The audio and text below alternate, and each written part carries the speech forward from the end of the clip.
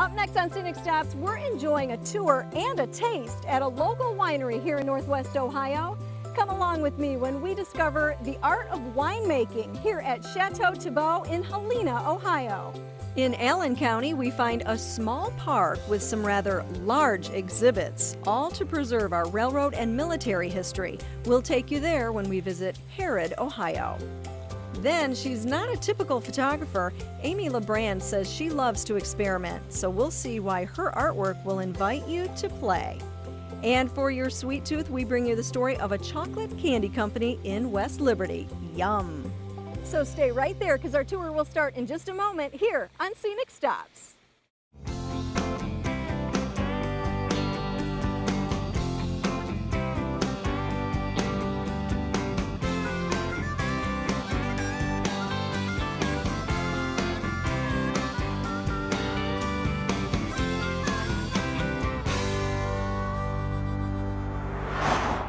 Hello everyone, welcome back to Scenic Stops. We have got a great show lined up for you. We have got a lot of stories from across Northwest Ohio that I think you're really going to enjoy. So what are we waiting for? Let's get our tour started right now. Quiet, Barney. The crew and I have a very special opportunity today. We get to meet a viticulturalist. You know, a viticulturalist, someone who deals with the science, the study, and the production of grapes. And that can only mean one thing. We're here at a winery. We're at Chateau Tebeau, which is in Helena, Ohio, about 20 miles east of Bowling Green. And the owners, Bob and Mary Tebeau, well, they've been viticulturalists now for several years. Now, I am excited about this opportunity to learn about the science and the art of winemaking. And if we're really lucky, we might even get to try a taste. So let's go and talk with Bob now, out amongst the grapes.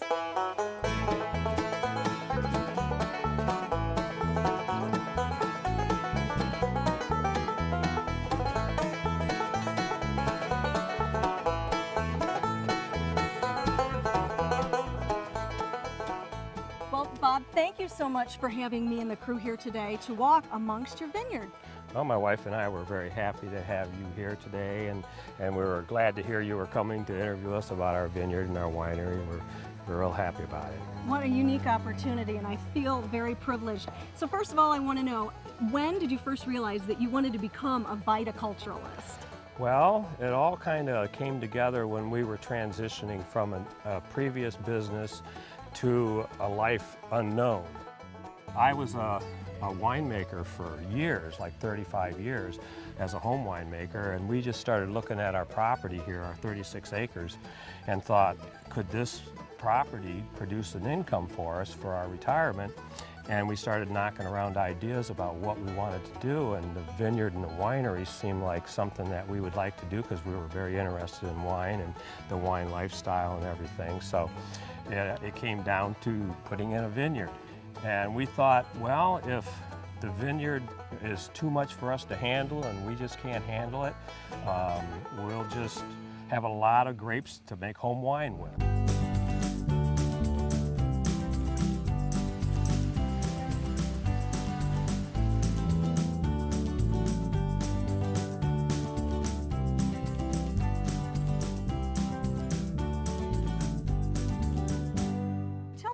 About how you grow. There's a trellising process that takes place. Right. Tell us why it's important to have these up high off the ground. Well, this is called a high cordon system here. We have our cordon wire, which this part of the vine is the cordon, and all your grape production is going to occur there on the cordon.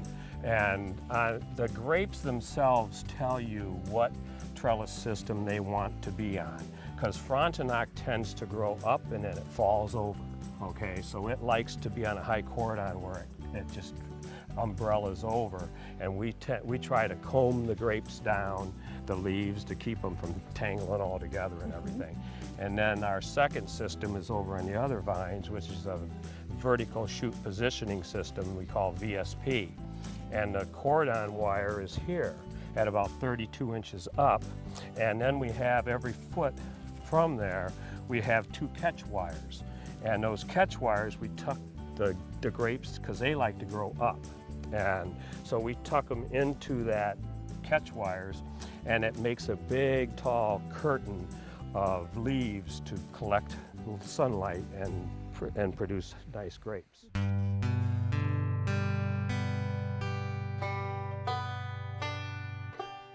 Now, how many acres of vineyard do you have? Right now we have about 2.5 acres, about 3,000 vines, and we have 6 different varieties.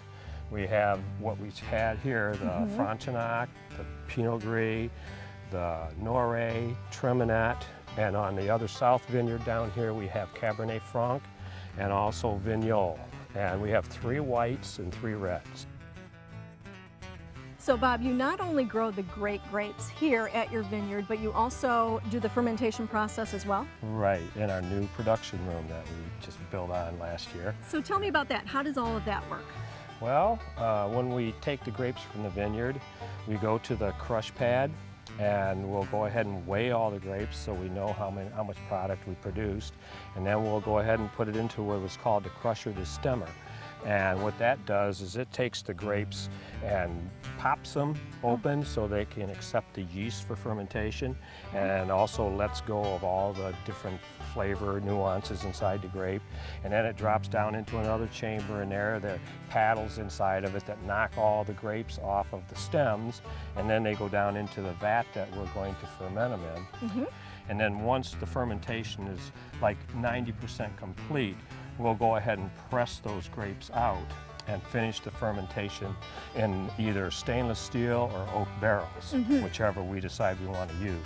Our highest selling wine is our Harvey Schwartz, and that's named after a friend of mine who passed away in a plane crash. And Harvey Schwartz, we don't grow that grape here. It's a Concord grape, and it's a sweet Concord. Most Ohioans, in my age group anyway, grew up in a society where they loved Kool-Aid.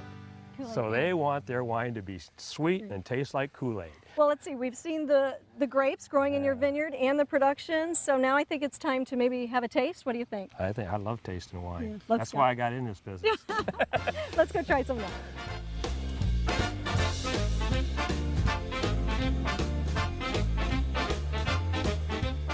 This is our Cabernet Franc, and this is has a little bit of 2013 Noret and 2013 Cabernet Franc from our vineyard, and a 2009 vintage from another vineyard, not ours. So it is a blend. It's a blend, and that is our signature dry red.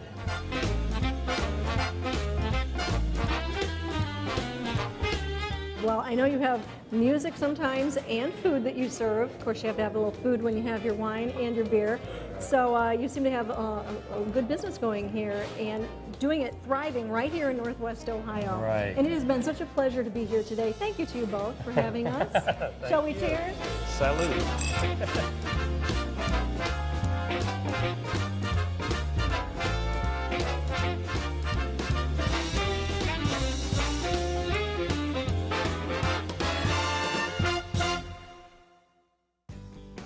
Do you know of a unique place that I should visit, or maybe an interesting person that I have to meet? Well, I'd love to hear from you. Now, it's simple. You can like Scenic Stops on Facebook and be sure to tweet #Scenic Stops during the show. You can also play Scenic Stops trivia every week on Facebook for a chance to win some great prizes. Go ahead, it's really easy. Just go to facebook.com/Scenic Stops and we'll see you there. On Scenic Stops, we know that some of the best stories come from the smallest towns and villages. This next story is proof of that.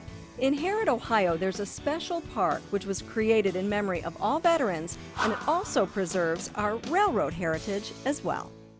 Harrod has a population of around 500 people. There's probably around 200 homes. I grew up here. This was a very busy town, with the train being the main thing that made the town grow. We decided we needed a caboose.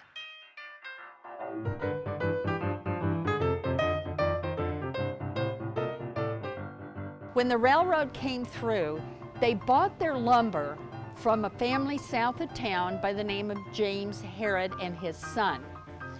They provided all the wood for the ties.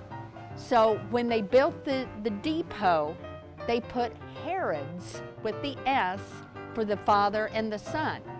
When the post office came in, they dropped the S.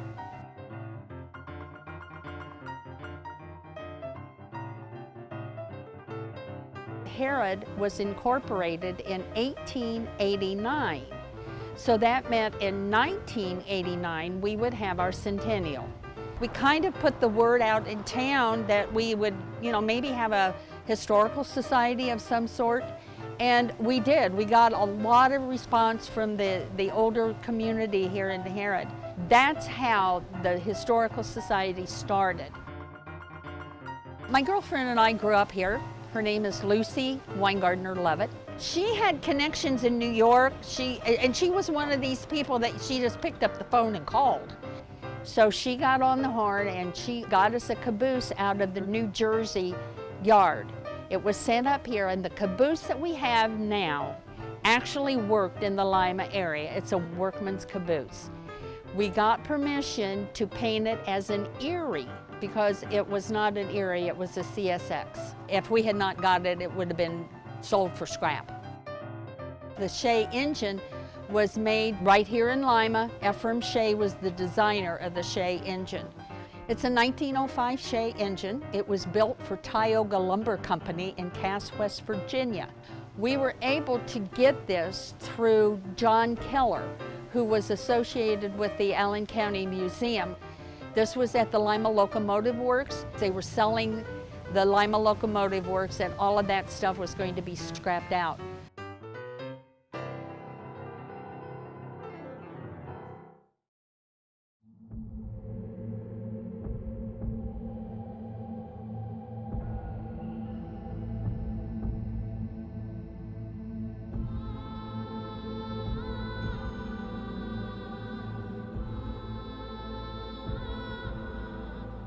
I was a helicopter pilot with 176 Assault Helicopter Company in Vietnam, June of '69 to January of '71.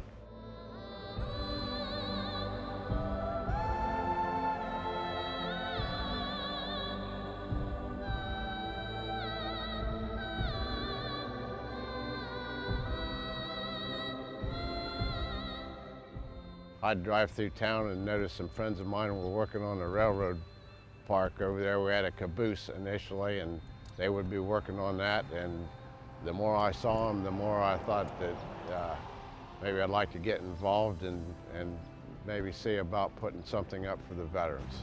In total, there ended up being about 7 veterans in all that really worked diligently on the project, and along with Lucy Weingartner, who without her it would have also never happened. It was paid for by the community as it was put up and built. It's a source of pride for the whole community.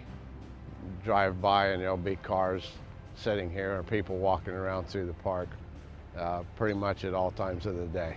For the ones that don't know that it's here, amazement or disbelief. They're a little bit surprised to see something like this in a town of 500 people.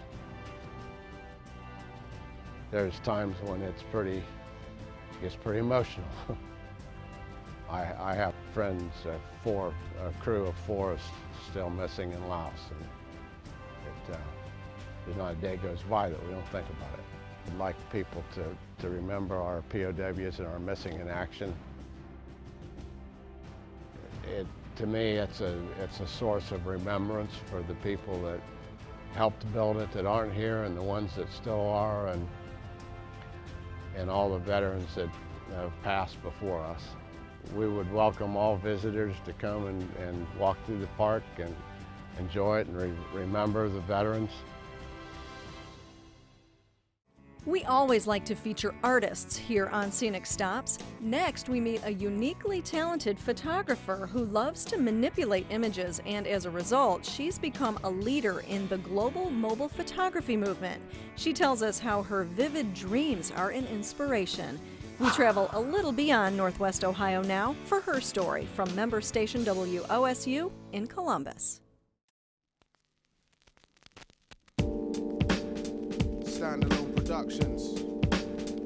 Yo, check it. Where do I go from here? Somebody please tell me. I work as a researcher for a large research and development nonprofit here in Columbus, mostly for government contracts dealing with the environment and public health. I really started doing self-portraiture just to have images to put on Facebook for profile photos, and then I just ran with it. I mean, people had a good reaction to them, and I started getting a little more experimental with them. And the iPhone was just a way for me to always be able to produce something, always be able to experiment, no matter where I was, no matter what I was doing. Whereas, you know, with the DSLR, you're lugging around a big kit. So with my iPhone, I just point and click. Sometimes I will set things up. I do have a little tripod system, and that's where some of my more conceptual work comes from. There's definitely a thought process there.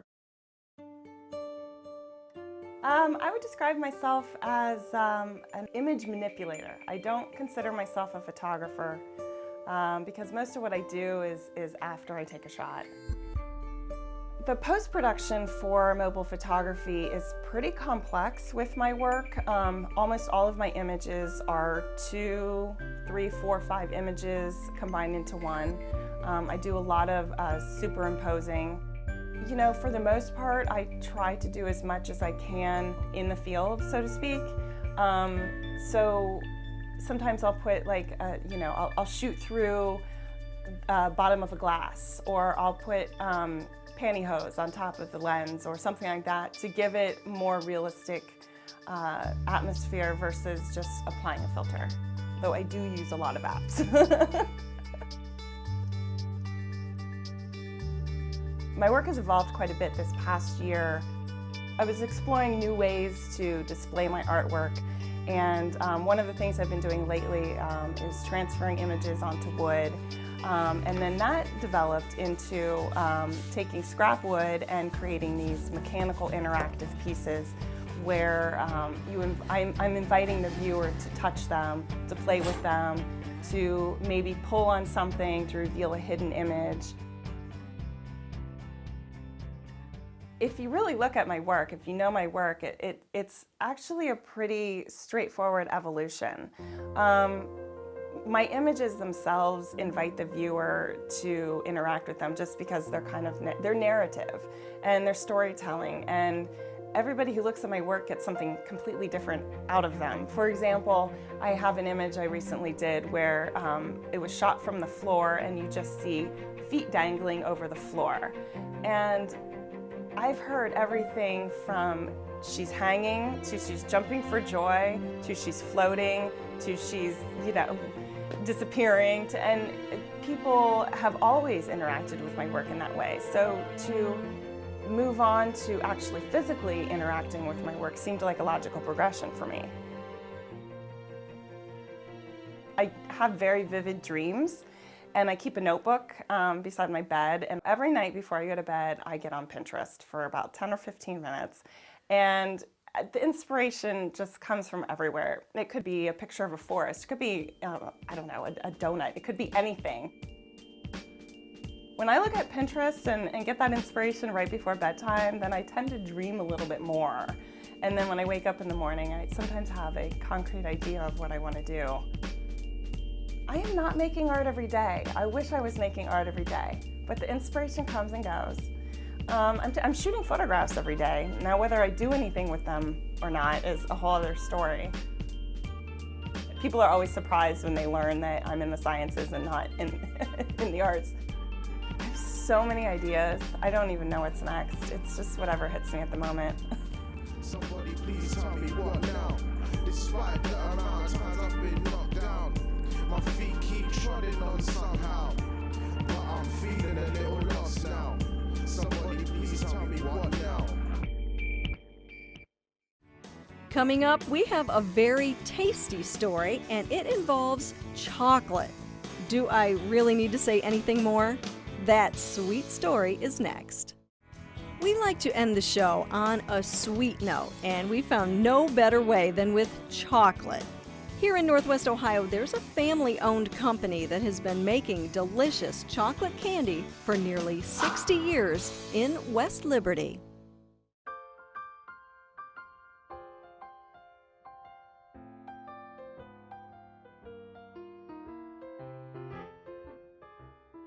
How did Marie's get started? It started with my mother, Marie, and my father's name was Winfred, and he had contracted polio, and he was farming at the time and got really sick, and from that moment on, my mom took care of him. The beginning of Marie's Candies started with my grandparents. My grandpa was a farmer and got polio and could no longer farm, and my grandma was making gifts of candy to give to people in the community that were really helpful during that period of time. And so a gentleman came along and said, I've got a recipe and some equipment, and why don't you go into the candy making business? So they started making candy in their house, and it became a business from there. I was 13 years old when my mother started making peppermint chews. We always said that my mom was the brawn and my dad was the brains. She'd push him out in the candy shop in the wheelchair, and he'd supervise things and so forth. But so kind of starting at the age of 13 and moving right on through, and then we left West Liberty, my wife and I. We sold our house. In February of '73, my father died, and we came back for the funeral and realized that the fire had gone out for my mom. She just wasn't going to be able to continue by herself. So we started working with her and stayed in West Liberty, and we've been here ever since. There's only 1,800 people in West Liberty, and you can't walk to us. You almost have to drive. So we have people that are driving 50 miles or even farther to buy candy. And over the years, we've added a lot of different candies. We make about 120 varieties of chocolates. People can get Marie's Candies obviously right here in West Liberty, Ohio. We have a few small wholesale accounts around the area too, so there are a few locations that carry some candy of ours. And then we also have a website, and we're happy to ship to anywhere in the United States. Two main things that separate us from other candy stores or some other candy stores or just candy in a grocery is quality and service. When people come in the door, we greet them, and we give them a sample. Everybody that comes in gets a sample. We try to make conversation. We've tried to create a destination here, and then quality. We just have never compromised. We feel that we're using the best quality chocolate and the best quality ingredients. We don't take any shortcuts. My dad has always talked about, don't take the shortcuts with the candy. You make it the best quality that you can. You need to wow the customer. You need to do more than they expect or more than they anticipated. And so I guess that's partially what we try to do. The staff here at Marie's Candies is a very diverse group. We have a wide variety of ages. We do start with high schoolers, but we go all the way up to retired women that just want to have a part-time job that kind of keeps them going and something that they can enjoy making the candy or selling the candy. We hope it's an enjoyable place and that they want to stay when we hire them, and that seems to happen quite often. Everyone does work really hard, and we couldn't do it without the other staff members that we have. So we really do count on them and appreciate the work that they do here. What brings me back day after day after day and maintaining a business is I really like what I do. I mean, I like making candy. I like putting out a quality product. I enjoy that. There's satisfaction in that. Enjoy meeting people. In my opinion, the best thing about Marie's Candies is just that it's candy. It makes people happy.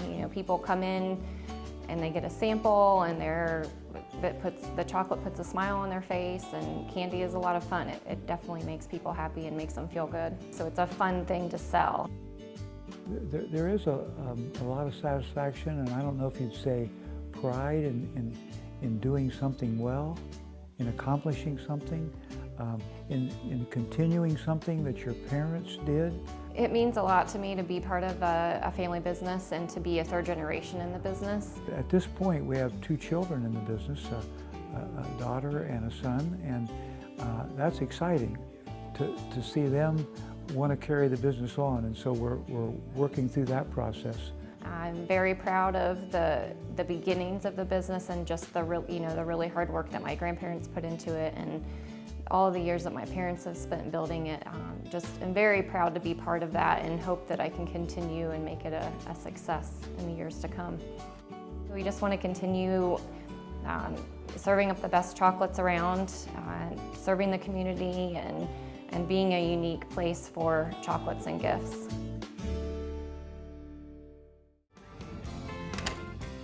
Well, that is all we have for this episode of Scenic Stops. I hope you enjoyed all of our tours across Northwest Ohio. We have a great big thank you to Bob and Mary Tebeau for having us here at Chateau Tebeau in Helena, Ohio. Be sure to tune in again next time. We're going to have another great episode for you. Until then, you can watch all of our previous segments on our website. That's scenicstopsohio.com. So until then, thanks for watching, everyone. And remember, the view is always nice from our Scenic Stops.